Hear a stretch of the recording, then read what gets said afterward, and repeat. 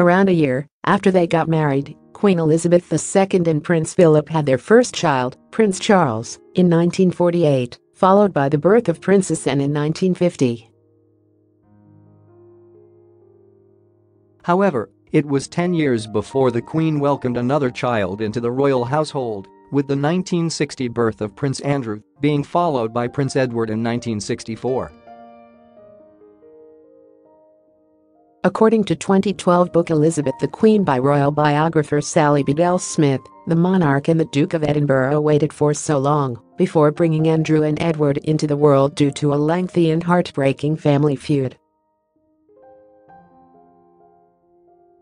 How Philip changes behind closed doors. That was bloody stupid Kate Middleton SNUB. How Queen's offer was rejected when Elizabeth's father, King George VI, died, and the Queen ascended the throne in 1952. The Duke of Edinburgh wanted his royal children to take his family name Mountbatten.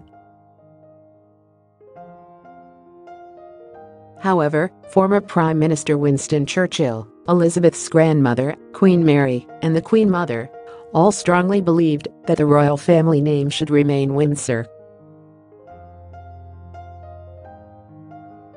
The Queen sided with the older Windsor generation and rejected her husband's wish.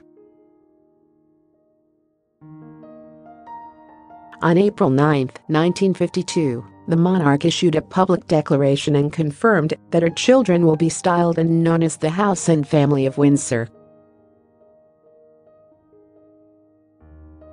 Philip was said to be heartbroken and told his friends that he felt like a bloody amoeba as he was the only man in the country not allowed to give his name to his own children.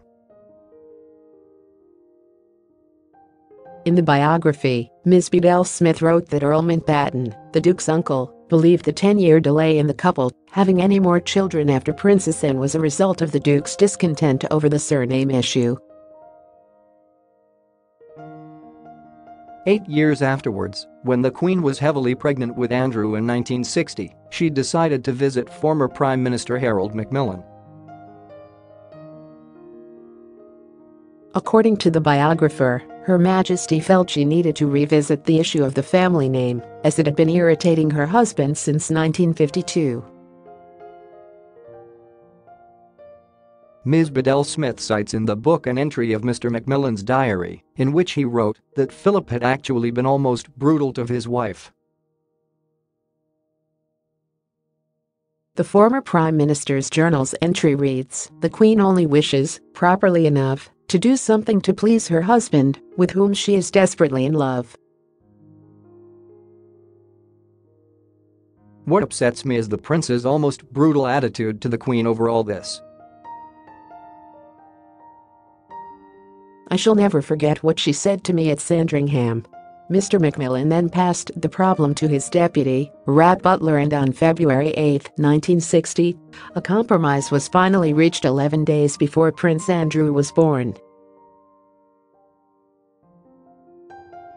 It was declared in the Privy Council that the Queen's descendants, other than those with the style of Royal Highness and the title of Prince or Princess, or female descendants who marry, would carry the name of Mountbatten-Windsor.